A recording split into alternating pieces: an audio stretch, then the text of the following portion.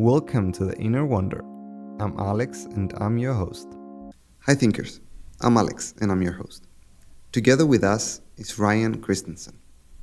Ryan is an expert in hypnotism, especially when it comes to high caliber individuals and high performers. He's also an author of The Winner Piece, How to End the Inner Conflict and Make Success Inevitable. Besides that, Ryan is an ex-Marine in the US Marine Corps, and he has a rich experience of more than 20 years as an intelligence officer against anti-terrorism. Ryan, that's an incredible CV, an incredible biography, quite interdisciplinary, one could say. Yeah, But thank you. if I was to step back a bit from that CV and that biography and ask you, who is Ryan? What would you say? Man, that's a really good question. It's hard for me to even say anymore. Identity becomes a really fuzzy thing once you do a bunch of work to clear yourself out. A lot of us have this idea of like, I'm this person, this person, this person, mostly because we're trying to define who we are.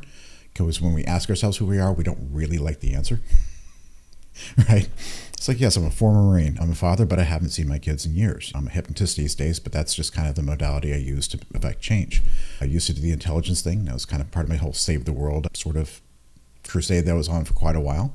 Now I kind of want to do that in a very different way by helping people really kind of like move past their pain, unlock every bit of their potential so they can actually create something amazing in the world. But fundamentally, I'm just a guy doing stuff that I like and enjoy. I'm curious about stuff. I've always enjoyed figuring things out. I got a little bit of the autism, so my autistic passion, like everyone has, who's on the autism spectrum, is like human behavior and how the mind works, right? So I'm just doing fun stuff, figuring stuff out, and throwing it out there in the world to see who can benefit. It seems that I'm trying to find the connection between an individual that is, has worked in as a Marine, has worked in intelligence, the department, and to the mind of some people, that is an individual very disciplined, right? And now I see someone that is working as an hypnotist, right? And my very basic question is, how did that happen? How did you transform from that to a very different discipline, as I mentioned before? Sure. So for me, it was a very natural transition because it's all kind of the same thing. I mentioned earlier that I have autism. I didn't get diagnosed with that until I was almost 48 in August of 2023. And as you can imagine, growing up with autism in Kansas, which is a very rural area, mostly farmland, stuff like that, in the 70s and 80s, it's a rough time. Because I didn't know what was wrong with me. Nobody else knew what was wrong with me. Nobody could help me figure it out, and I couldn't figure it out myself. So essentially, I had to find a way to figure out how to navigate life. And one of the most difficult things about this is being kind of like socially colorblind, right? Where for normal people, there's all this nuance to social interaction and human interaction that I'm just blind to, right? If you like going to a wine tasting, everybody's talking about the Baccarat and the terroir and the Sfarado versus the Sfarado. I'm like, yes, it does in fact taste like red wine. In a lot of ways, that's kind of my experience. But one thing that I found was very easy for me to do was spot patterns, right? To see the patterns in behavior, the things that keep pop up over and over. Like that's just blindingly obvious to me because that's kind of like the most detailed resolution that I can see. So that's the most important. I don't get lost in the same details that everybody else does because I can't see them. So I've essentially had to build my mind into a machine that reverse engineers human behaviors, reverse engineers patterns and systems in order to navigate the world. And so that's kind of how this thing is wired. And I can kind of point that at anything. Being in the Marine Corps was my way of getting out of Kansas, getting out in the environment, so I had different options. Got taken into the intelligence world because I'm really good at what I do. And figuring out what people don't want you to figure out, putting together the system, figuring out what the gaps are, breaking it. Same thing into the counterterrorism world. Same process. Going into counterproliferation work against nuclear weapon proliferation. Same thing. Figure out what people don't want you to know, figure out the gaps, figure out how it's put together, break it. Same thing happens with human behavior, right? And for me, 2019, 2020, I've been trying to save the world for 23 years and just wasn't being saved. So I'm like, clearly I'm in the wrong line of business. Started transitioning to work with people one-on-one. I was wanting to become a psychologist at first. I was going to take about 6 years and $500,000 to get my PhD, which is unappealing at 40s and just didn't have that kind of runway mentally. So becoming a hypnotist let me get in that field much faster and actually have a more effective impact. I'd done therapy off and on for 10 years, and it's like, okay, it kind of helps, but it doesn't really solve the problem. Being able to get into the subconscious mind, actually figuring out what was actually really going on there, understanding why these behaviors came to be, dismantling them, creating new ones, creating new beliefs. It's the most natural transition in the world. It's just applying the same tool set, the same skill set, the same approach to a different target. So I see. Basically, you dive deep into what makes you and what you're good at, right? It's not easy. I think many people try to figure it out, what is that they're good at. Yeah. And it seems that's exactly what you did. Yeah. Why hypnotism? For many, the word hypnotism, the whole exercise of hypnotism is probably, I would say, a word full of question marks and Yes. assumptions, right? Yes. What are they going to do to me? I don't know. How Exactly. they're going to get in my head. It's a bit, and I think it's very fascinating world. To tell you the truth, my grandma was a smoker for many years. She tried a bunch of things to get out of it. What actually helped her is that she went to a lady and essentially did hypnotism. And that helped her to quit smoking. Oh, yeah. So to me, as the grandchild, gave me a bit of, okay, maybe this thing actually works.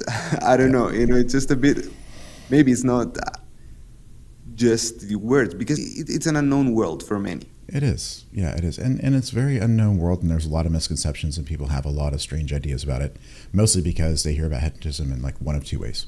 Either it's the plot device in a horror movie where somebody controls your mind and they're making you do whatever they want you to do, right? Or they see it on stage. Stage hypnosis doing entertainment stuff like, okay, I'm going to make you do stupid, ridiculous things, and that's kind of fun and amusing. So it doesn't really get treated with any sort of seriousness in terms of a modality for change, right? And that's kind of a shame, but it is what it is, right? And like your grandmother experienced, like it can be incredibly effective for all kinds of things, right? Smoking cessation is probably one of the most effective things out there.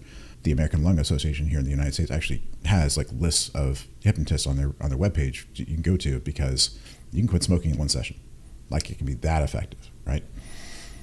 Fundamentally, the reason why I really got into hypnosis was I had an experience in one of these men's groups I was sort of in while I was doing some work on myself, and the guy was talking about like toxic shame and emotional baggage. I'm like, well, raised Catholic, got some of that. Did a session with him, and it just felt lighter. If you're carrying around 50 pounds of stuff, get rid of 20 pounds, everything's easier. Really caught quite my attention because I just spent an hour talking to this guy, and that was pretty interesting change. But fundamentally, the real like magic of hypnosis is that it gets you access to your unconscious mind. All those parts of your mind that are doing all that work before we even become consciously aware of something, right? There's this a series of great studies in the 1970s in Germany that basically proved we become consciously aware of something about a half a second after it happens. So there's a half a second of stuff happening before you're even aware that anything's going on. How that part of your mind is interpreting, processing, and responding to the world in that half a second, and how it's presenting it to you in terms of your conscious experience, getting that right is probably the most powerful thing you can do, right? In a lot of ways, our emotional mind is that most powerful pattern recognizing machine on the planet, better than anything that we built with AI or anything else. And so teaching it the right patterns and teaching how to understand it right and teaching how to interpret right makes everything easier. And if you think about like a lot of the little stuff we deal with, like, okay, like imposter syndrome and feeling like you're not good for this and that and the other, and seeing it appear in all these different ways, is just that emotional conclusion and that emotional pattern of like, I'm not good enough, showing up in a million ways. Or I don't deserve, showing up in a million ways. Or there's something wrong with me, showing up in a million ways, right? So if you sit there and you take a look at those, how your mind is processing it on that level, and get that pre-processing right, now you're setting the correct frame for interpretation of everything that moves on forward from there, right? And hypnosis is the most effective tool to get down there and do that.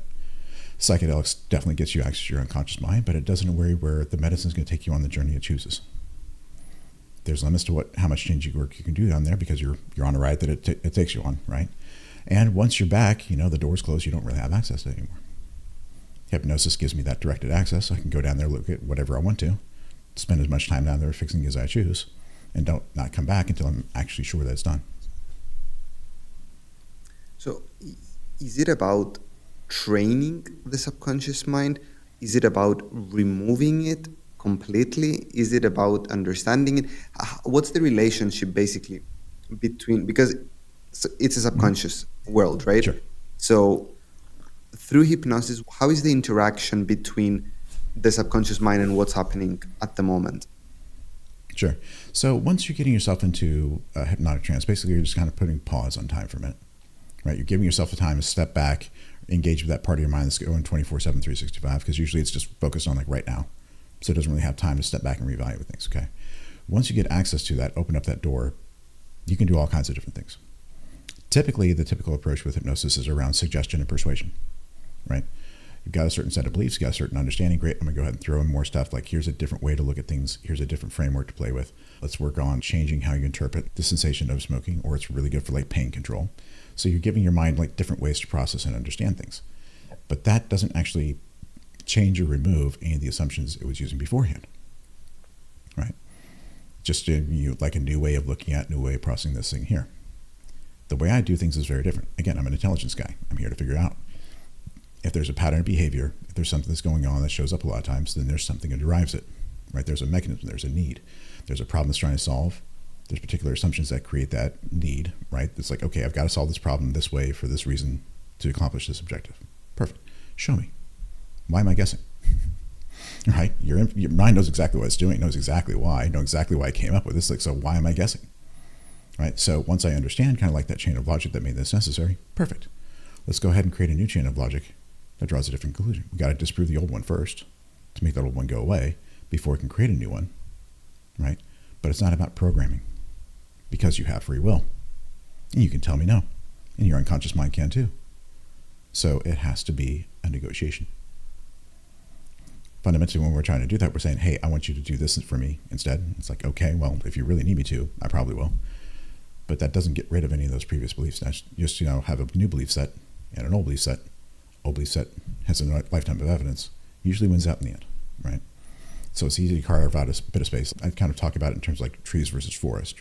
You can carve out a clearing. You can even make a really big one, but the rest of the forest is still there and hadn't changed, right? So anytime you want to make a new change, that's more work you have to do. Why not just change what the forest looks like? Why not take a look at those higher level assumptions? Why not take a look at those meta narratives and those things that keep on popping up time and time again, fix so you don't have to make all these clearings. You've got space because you've done it right from that higher level perspective. Right. So if I understand what you're saying, I have this belief that limits me. Let's say that I'm a guy that doesn't go to gym, Sure. And then a more conventional approach would be like setting you, let's say, belief or change who you are by just saying, you know what, I'm a guy that I'm into fitness and Yep. I am a gym guy and that's who I am right now. Yep. What you're saying is that's the one part, but you're allowing the old belief that was there for a long, long time and has more evidence, let's say. So it's factually stronger than the new belief. Yes. We're just leaving it there, right? But with Yeah. what you're doing, what you're trying to say is that you're actually taking that and challenging it to the point that you disprove it and then bring the new belief in and give it more strength. Is it more or less what you... Yeah. Yeah. Think about it this way. Your mind is there to basically keep you safe, right? And one of the things it's keeping you safe from is emotional pain, right? So it's keeping you from situations that are going to push those different buttons to trigger the insecurities, whatever happens to be down there. We all got buttons, we all got triggers. So it's like, let me go ahead and shape your life so that you don't push those buttons. Fair enough. If you're saying, oh, I'm not going to the gym, I need to be going to the gym, great. I'm going to build this identity of a guy that goes to the gym. Fair enough. But you're essentially telling your mind, it's like, it is too painful for me to not be this guy, so I need you to let me be this guy.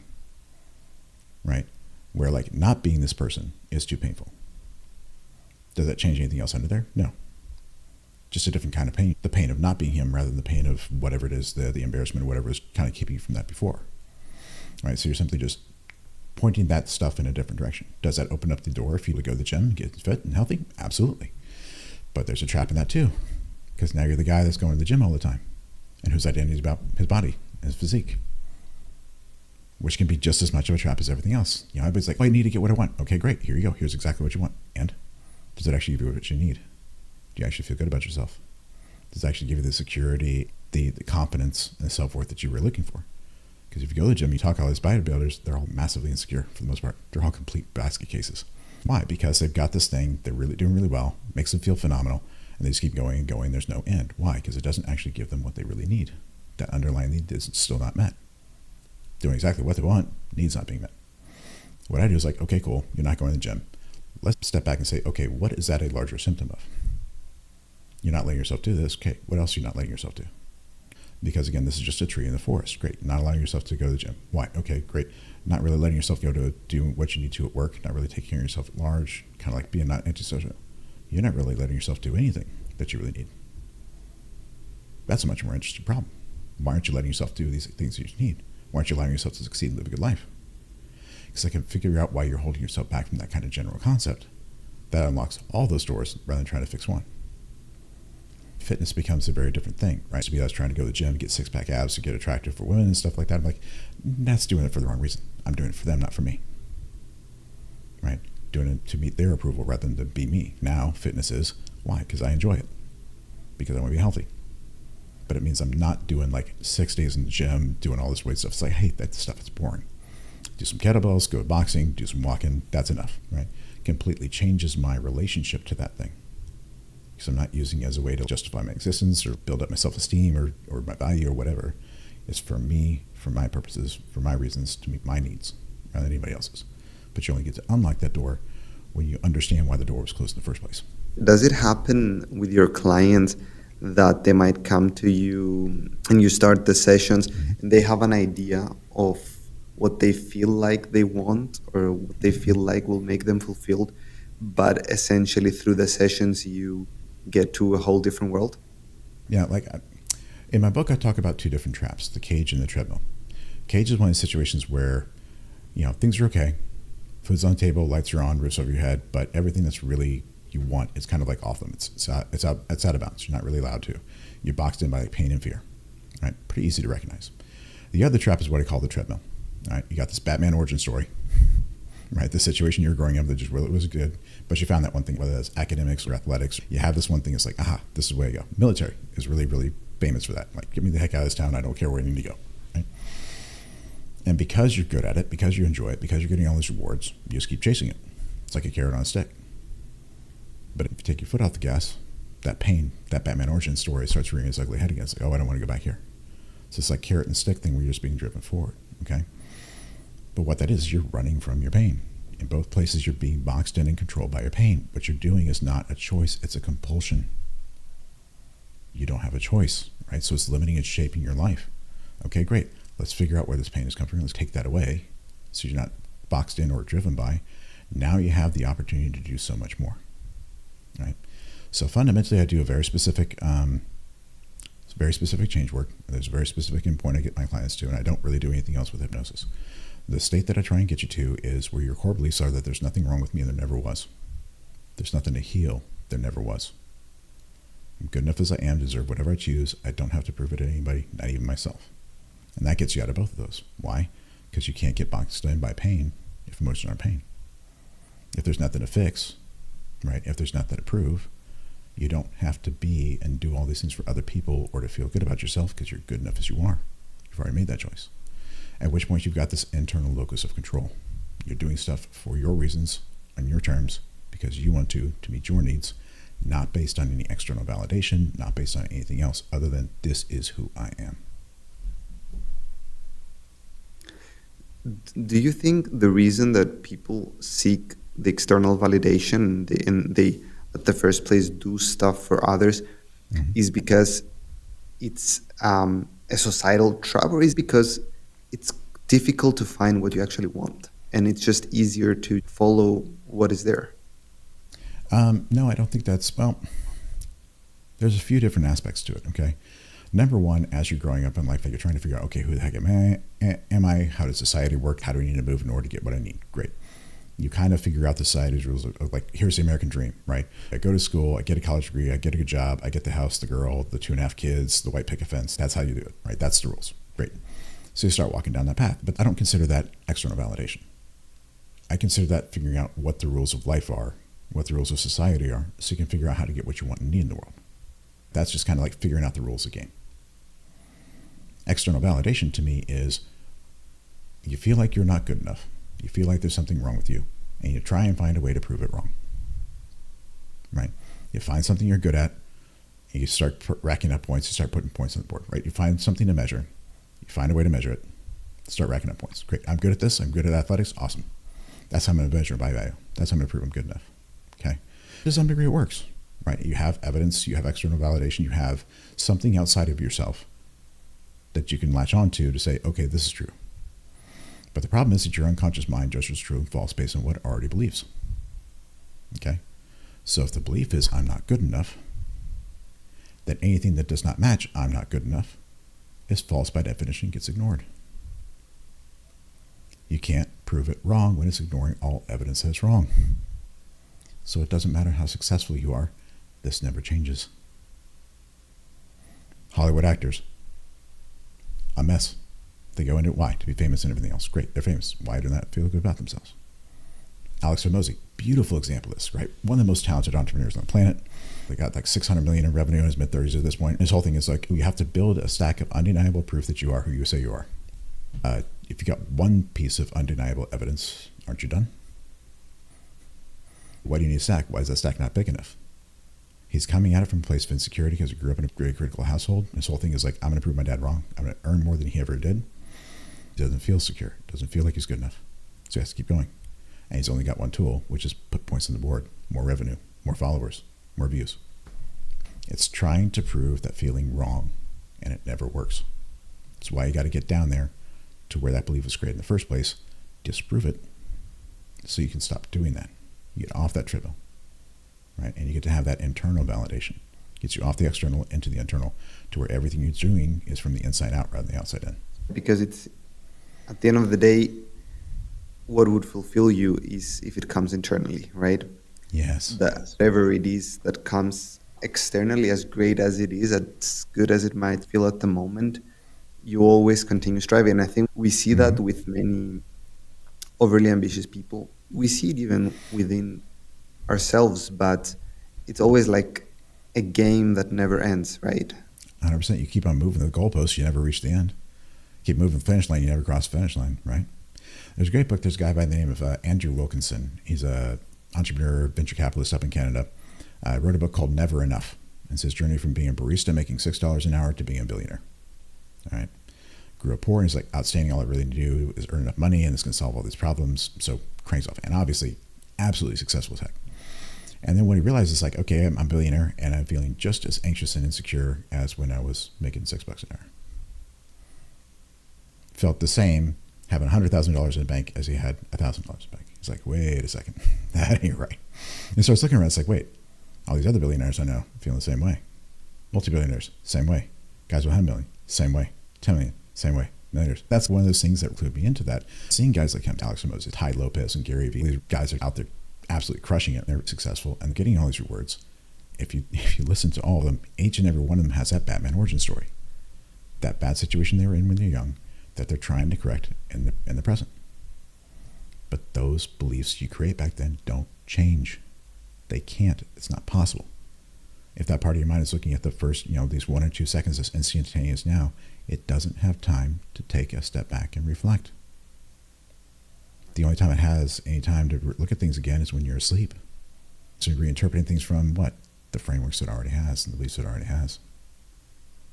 Right, which is why you need another tool, something like hypnosis, to get down there and say, okay, we're going to put pause, go down there and figure out what exactly is here. How the heck did we get here in the first place? Because if I can fix that, if I can change the belief from I'm not good enough to I am good enough, now all this external validation isn't necessary, and you get to open the aperture of what's possible. Andrew Wilkinson started doing a lot of charity stuff, but look at Alex Hormozi versus Elon Musk. The kind of games they're playing. Elon Musk isn't keeping score. He's like, I'm going to change the course of human history, preserve the light of human consciousness, right? Versus, I'm going to put numbers on the board. I'm going to keep score. But you only get to play this kind of game if you're not having to do that external validation, prove stuff to yourself. Do you feel like people, if you go through this process of listening to your inner self, getting internal validation, does it make No, I don't think it does at all. I think it just completely changed the game. So a couple years back, 2021, 2022, I was very much on the path of like, okay, I'm going to make a 7-figure business. Charge a certain amount per client, certain clients per month. I'm going to make 7 figures a year, flying solo as a solopreneur. That's a brilliant game. Once I finished all this up, my goals these days are a very different thing. My mission these days is to end human suffering and unleash the fullness of human potential to the maximum extent possible for me to engineer this lifetime. You're telling me that's less ambitious than making 7 figures? Like, really? Like, go ahead and try to convince me of that one. But at the same time, that's not something where you can keep score. There's no way for me to possibly measure that. Right? There's no way for me to possibly measure the impact I'm having in that way.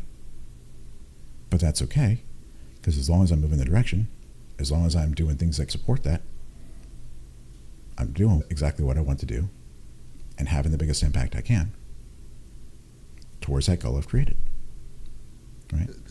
Stuff that I find fun and interesting, have interesting conversations with people who are interesting and are curious, get that message out that, hey, there's another way to look at things.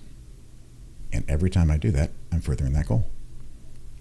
Right? And it doesn't have to be something where I'm nose to the grindstone 24/7, 365, because it's not a game of incremental gains. It's a game of breakthroughs, quantum shifts, things like that. To be honest, the moment you're doing something that you feel good about, I think there is less of a need to keep score, right? Because you don't have to prove it, right? Because it's already proven internally. Exactly. Right?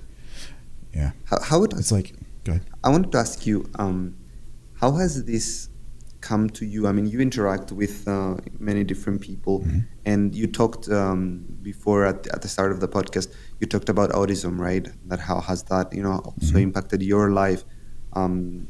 Also, you as a friend, as a family member, how has these years shaped that part of your life? It's a really good question. So I found out I had autism in the beginning of 2023. I started getting treatment for ADHD. I'd always known I had it, but I was in these really fast-paced, chaotic environments, which were stimulating enough, and I never had to worry about that. Being an entrepreneur, building your own business is very different games. It's like, okay, I need the support. Getting the ADHD medication online actually triggered what's called an acute manic episode that ended a psychotic break. It turns out I'm bipolar. Had no idea. Right? So had a psychotic break, got arrested, spent a couple days in jail, total mess. After I did that, I went and got a full psychological evaluation. It's like, okay, this was a surprise. Really unpleasant one. It's like, let me make sure there's no other landmines down there. That's how I got the autism diagnosis. Once I had those pieces of the puzzle, for about a year, 15 months or so, I was doing the process of getting the medications right and trying to figure out how I need to get my head on straight. So I had a lot of time on my hands. I actually had to take a step back and look at my life through this new lens. I thought I was doing all these things for these reasons. I thought this is who I was. I was completely wrong.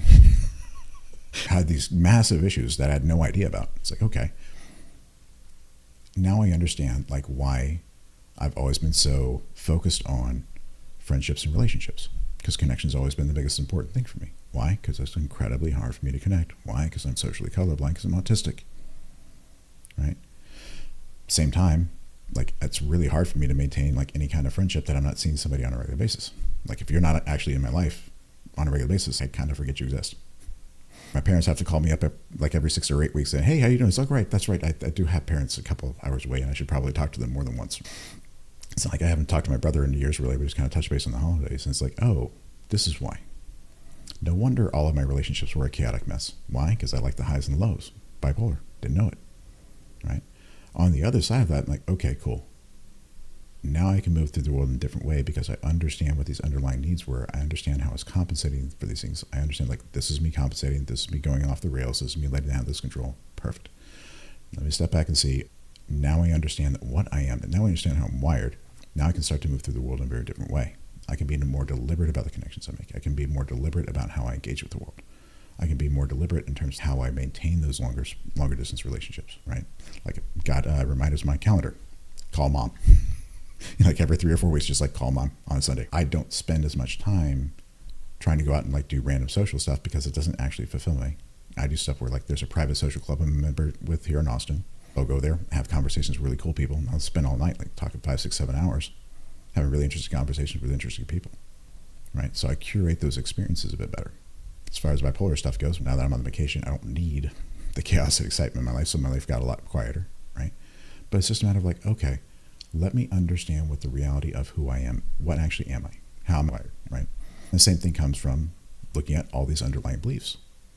Grew up in a certain way, came to certain conclusions about myself. Now that I understand what is happening and why, let me see if I can create something different.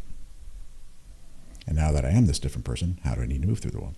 Part of having self-esteem and having value and deserving different things is like, okay, now I need to actually figure out what are these other things I haven't been looking for? What are these things I haven't allowed myself to need before? How do I hold myself to better standards in terms of how I'm treated? How do I create that balance of exchange where I'm getting as much as I'm giving in a relationship, whether that's professional or personal? So if you spend most of your life just kind of taking scraps, that's a skill you kind of have to learn. But it's a lot easier skill to learn. Once you fix this, the rest is easy. Ryan, what fascinates me and from what you're saying, what really sounds incredible and honestly well done is your approach to what you just described. Mm-hmm. I feel like oftentimes when things, happen to us or we figure out something has happened, especially if it's something that has happened maybe later on in our lives, Mm-hmm. it's very hard for us to see it logically, right? And I think that goes back to the first thing you said at the podcast, which is it seems to be one of the greatest skills is that you see stuff very logically, right? And your approach to this was very logical. And for many people, it's not that easy, right? You come to a realization, for example, let's say either depression or understanding maybe that you're bipolar. It's not easy for people to see that logically and say, hey, that's what it is right now. And that's X, Y, Z that I need to, that's the weapons I need to go over it. But it seems that you managed to do that. And for that, well done. And I wanted to ask you, how? What would be like your advice? What would be your advice? So fundamentally, like I said, I got to that place of, nothing wrong with me, nothing to heal, good enough as I am, don't have to prove it. I got to that space before I had that bipolar episode. So I was in a place where I was like, okay, I'm good to go. I am who I am.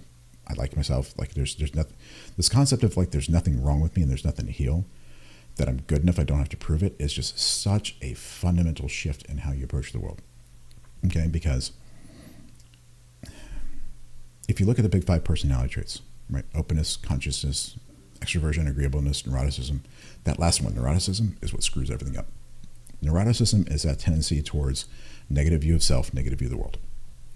Okay? If you have a negative view of yourself and negative view of the world, as you're going into any situations, things are happening to you, happening in the world, you're going to interpret them negatively. It's my fault, this is a screw up. If you have low neuroticism, you're interpreting it from a more positive standpoint, right? Not that, hey, everything's awesome, but okay, this is just a situation I'm navigating, rather than the world is ending, it's all my fault, I'm a total screw up, right? By doing all the work I've done, I essentially went from like a score of like 86 to like a 9 out of 100 on neuroticism. Why? Because you're changing the conclusions about yourself and the world from the beginning of your life as you're doing this. Have to, right? Because if you change this idea of I'm not good enough as a conclusion you drew when you're young, you kind of have to figure out why you got there when you're young, disprove it from the day you were young, and have I'm good enough from the day you were young, which allows you to interpret the rest of your life that way. So I'm in a situation like, okay, cool. I'm on sabbatical, can't really work. I lost like 75% of his revenue. As an entrepreneur, there's no such thing as unemployment insurance. You still got bills to pay, got massive legal bills and all this stuff I got to deal with. It's like, all right, I'm drawing down my 401k, drawing down my savings, putting a lot of money on my credit cards. And there's nothing I can do about it.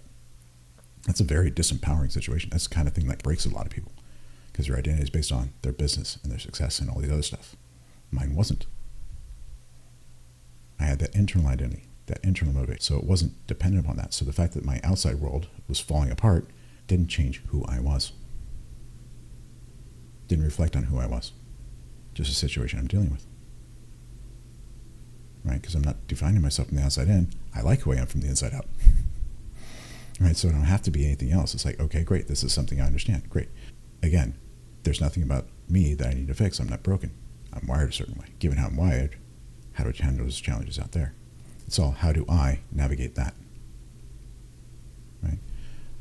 How do you do that from the perspective of you haven't done this work? Well, it really kind of comes down to getting in tune with who you really are, listening to and understanding who you are. A lot of the reasons why we judge ourselves so harshly is that we don't understand what our mind's doing. Why I'm sabotaging myself, I got myself in this shitty situation. Fair enough, great. Why? Your mind was doing something to help you. Your mind is always helping you live the best possible life it can, given how it understands the world, given how it understands you. And if you look at it from this idea of protecting yourself from emotional pain, things become really clear really fast. Right? Oh, I didn't let myself go for that. Why? Because if I fail to confirm that I'm a screw up and I don't deserve. Got it. Protecting me from that failure. Makes sense. I'm in this really crappy relationship. Well, I need relationships.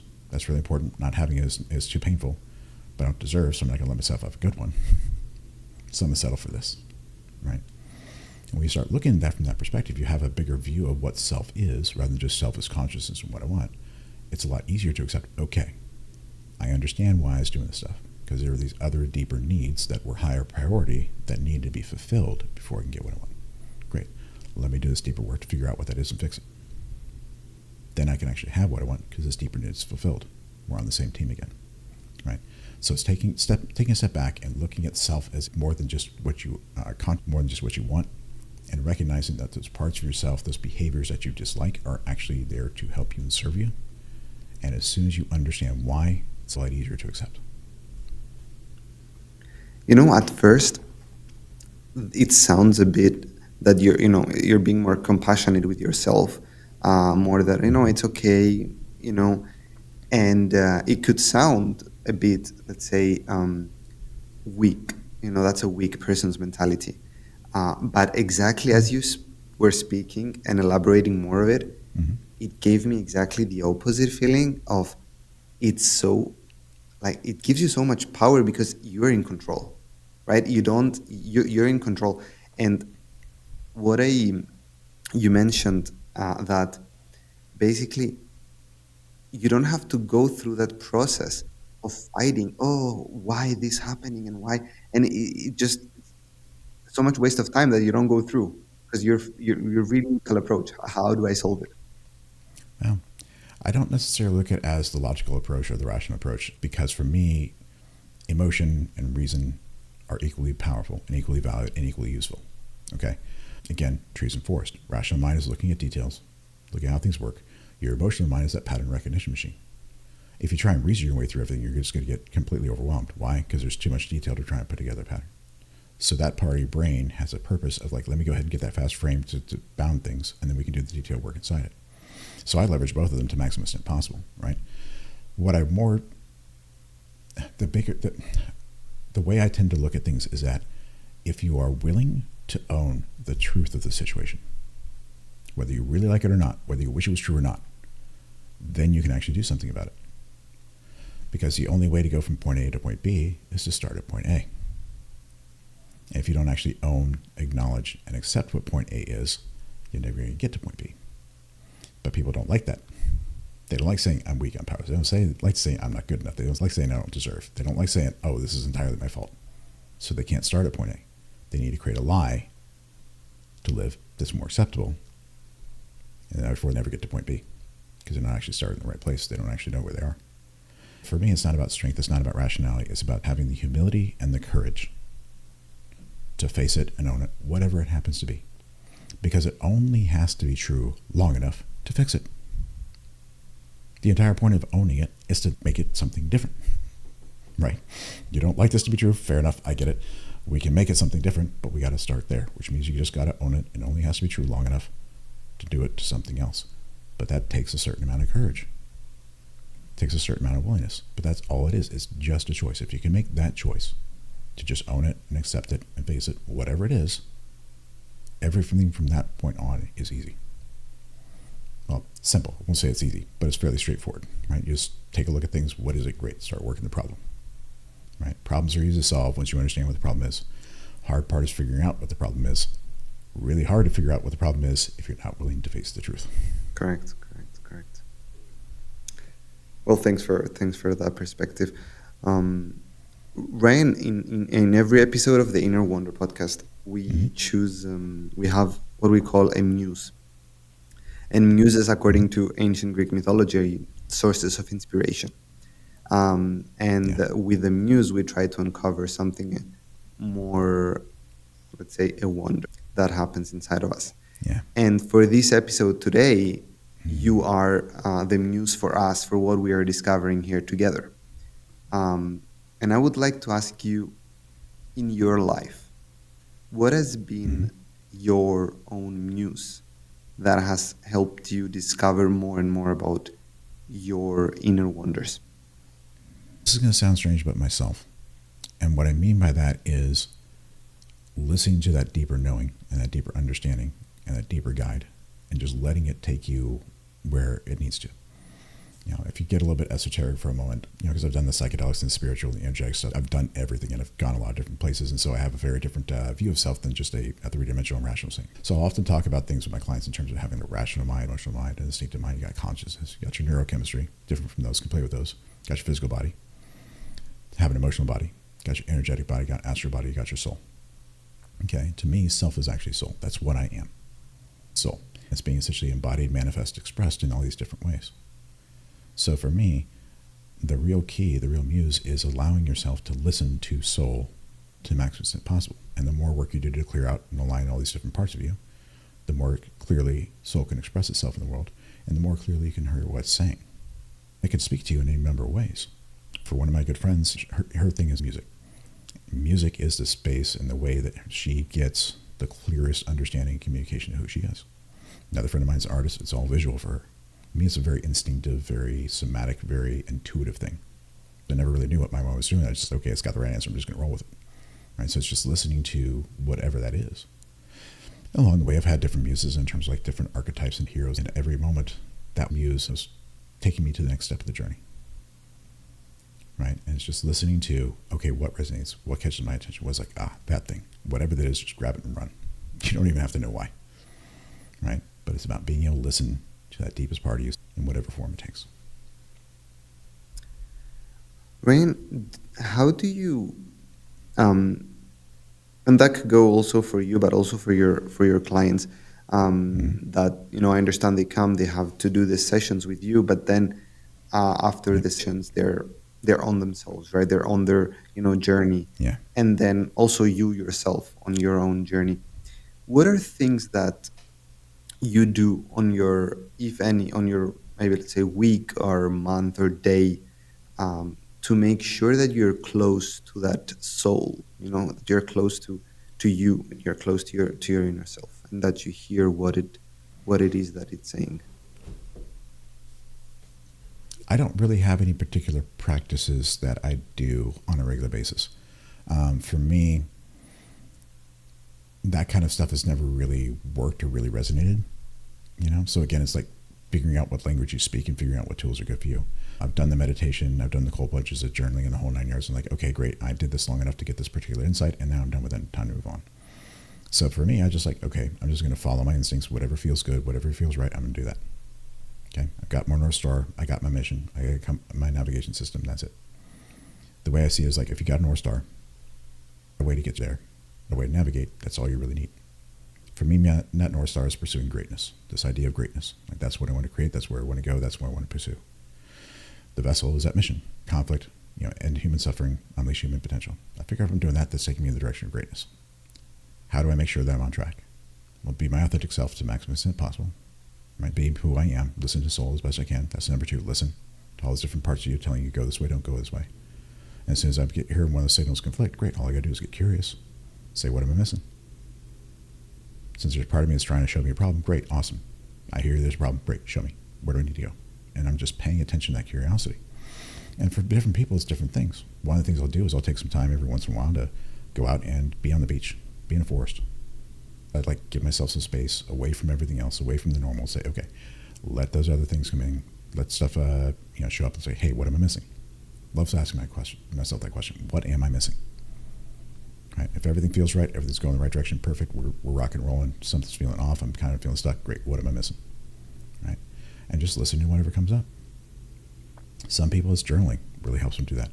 My friend, again, art. That's her jam. I've got another friend of mine. He just loves like cooking and hanging out and spending time with people. Right? Whatever feeds your soul, whatever feels right, whatever makes sense to you, do that. Because everybody's got a different language. Everybody understands things different. Everybody's moving through the world in a different way. So just grab whatever works for you. Hop on YouTube, watch a bunch of stuff, go down rabbit holes, something's going to catch your attention, grab that, stick with it until you get bored. Do that. It sounds very healthy, Ryan, what you're saying. Yeah. It sounds very healthy. because it's not, anything harsh or anything. It's again a bit, it's compassionate, right? And probably that's the best way to connect with your Yeah. inner self. Yeah, yeah, and it's not that I don't put myself through harsh things, right? Like I go boxing, that's absolutely go thrash yourself. But I'm also close to 50 years old, and I've done a lot. I don't really feel the need to prove myself much in that way, right? And the other thing is like when hard stuff comes up, I'm not concerned. Like, okay, this is a hard thing, great, you know, time to rock and roll. Let's go. Let's attack it, right? Got that Marine Corps thing of like, there's a mission, awesome, we'll make it happen. There's another beautiful saying that we had in the Marine Corps, and I wish we said this stuff more often. It's called embrace the suck. Yes, it's miserable. Yes, it sucks. No, there's nothing you can do about the fact that it sucks and it's miserable. And it needs to be done, so do it anyway. Just embrace the fact that it sucks. Just embrace the fact that it's going to be painful. Just embrace the fact that it's going to be miserable. Because it ain't going to get any better. Right? So you just might as well, okay, this is what it is. Again, just own the truth of it. Just like, yes, this sucks. Fine. Rock and roll. Do it anyway. Right? And so, you talk about being in a healthy way. Yeah, I'm not judging myself or beating myself up. I haven't really been to the gym in a couple of months because I've had other priorities. Am I kind of like, okay, I need to be getting back to the gym? Yeah, that's my signal. It's like, okay, time to shift priorities. Right? If you just let yourself flow, things are good. Now, do you have to have certain programs and standards for things you're doing? Yes. Is there stuff I need to do for my business? Yes. If you want to have a specific physique or whatever, do you have to have your diet and your training program? Yes. That doesn't have to be your identity. It doesn't have to be a trap. It doesn't have to be a cage. It doesn't have to be chains if you don't let it. Right? Time and season for everything. Let yourself flex and flow. Not because you're being necessarily compassionate, but because you're allowing those deeper senses and that deeper wisdom to guide you to where you're going to have the most impact and the most effectiveness now in service of the greater mission. Right. Ryan, to someone that is now either struggling with what is their limiting beliefs, or that they're trying to overcome a situation, right? Mm-hmm. But they're a bit, let's say, either worried or scared to enter the world of hypnotism. And I know you offer a first free call with all the people that are interested to get to know more. Yeah. But what would you be some advices that you would give to the people that are now in this situation, that they're maybe a bit struggling or a bit worried or a bit hesitant to get into this world? Sure. So, number one, hypnosis is not necessarily the place to start. That's definitely not where I started, right? I did a decade of counseling and stuff like that and therapy before I got into it. Did a bunch of like coaching and stuff like that before I really got into it. So it's not, I wouldn't necessarily say that hypnosis is step one. Okay. It's a journey, right? And at any one point in your journey, depending upon where you're at and what you're facing right now, there's going to be different tools that are going to be more effective than others. Right? If you're really deep in your trauma, really hurt and stuff like that, do not come and see me. You're not ready to do this work. Trauma-informed therapist, that kind of thing, probably be better to get yourself stable, and then we can rock and roll. All right. So there's a problem at hand. There's a today problem and a tomorrow problem. Today problem is, okay, I need to get myself a job. Great, focus on that. Now I've got the job. Create space to do deeper work. Right. I've got these issues. Right. First, perfect. Focus on this. What tool is good for this? With the understanding that you're creating space and time to do deeper stuff. Right. The space people get trapped is they think that better equals fixed. Things are better. I got the job. Great. Everything's fine. Is it? Right? Do you really want to be stuck in another cycle? It's like, okay, things are good for 6 months or a year, and then I'm back in the same place, facing the same kind of problems, right? Do the work now on whatever problem you're facing right now, whatever tools you have to use, whatever's most effective for that, do that. And take a step back and say, okay, let me take a look at my life.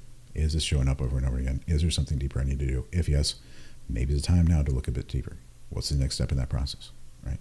For some, it's different types of therapy. For some, it's somatic work, breath work. Some people go down the psychedelic route. That's definitely a big part of my journey.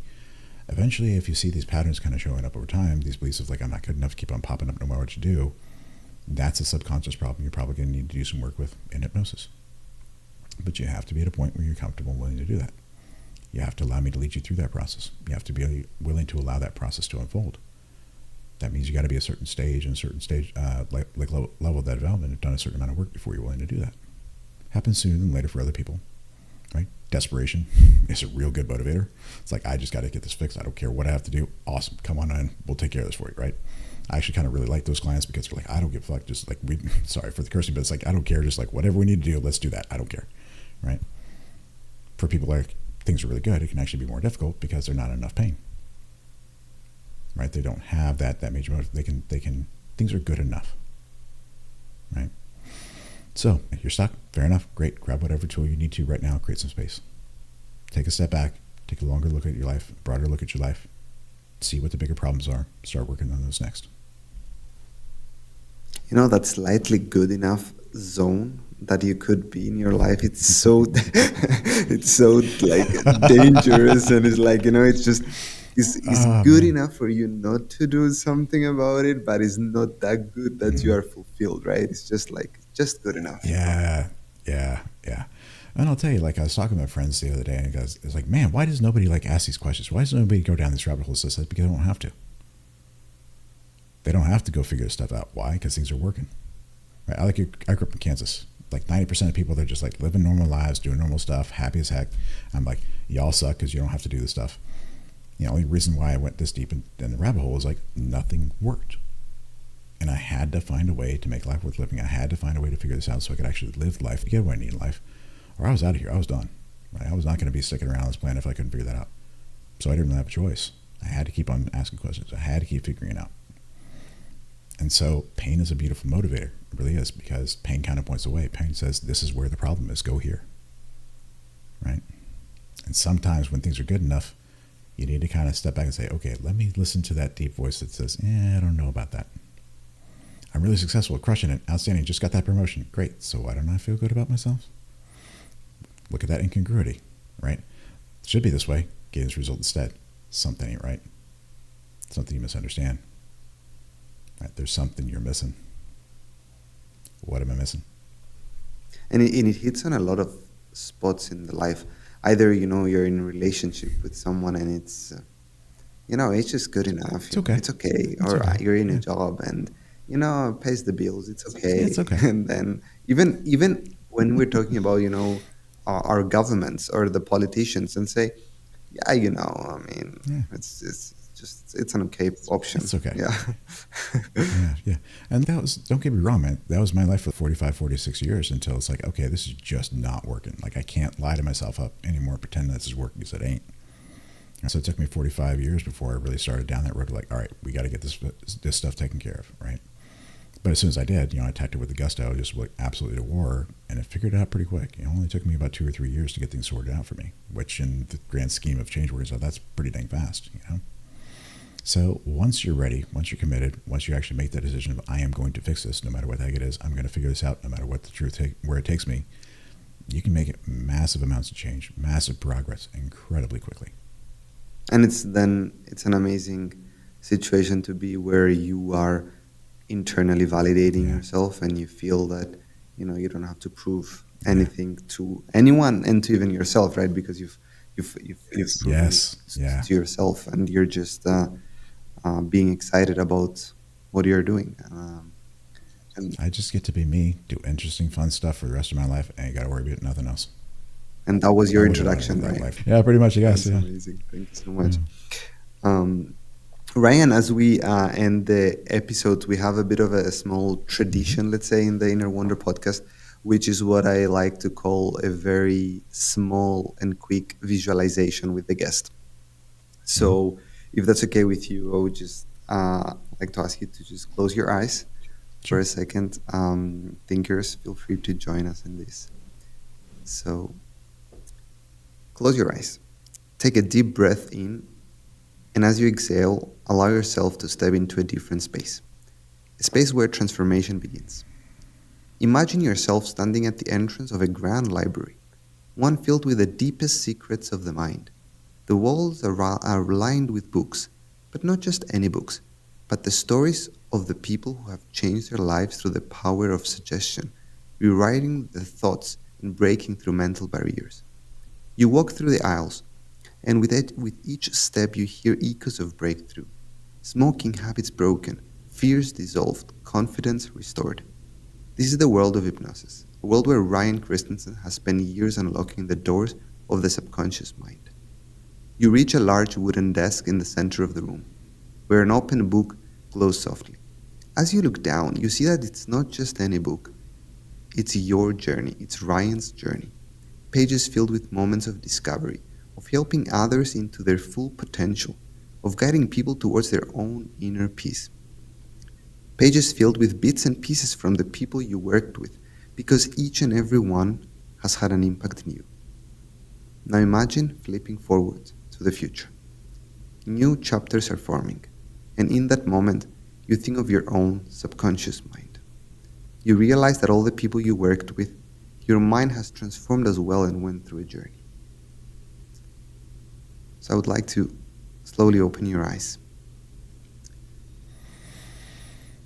and ask you, firstly, how did that journey and that book made you feel? And how do you view those pages that right now are empty, but they will be filled with stories in the future? It was good. It was kind of laughing at the whole thing. Speaking with a friend of mine the other day, it's like you can get anything you want in life as long as you're willing to pay the price, and you have to pay a higher price for things that are more valuable. And it's like I kind of look at my journey up until now as the price I had to pay to create what I did, so I can do what I can do in the world. And I don't actually look at the pages that are in my future as blank. For me, that's already written. Right? I already know where I'm heading. I already know which way this is going to go. I have no idea how it's going to unfold. So it's like I'm in the middle of a mystery novel. Right? I ain't got to read the ending because that's going to spoil. But I kind of know which direction things are going to go.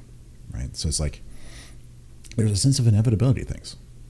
All I got to do is keep doing what I'm doing, keep rocking and rolling, keep following, following my heart, following those instincts, following myself, and everything's going to happen exactly the way it should. Because you trust in yourself. Yeah.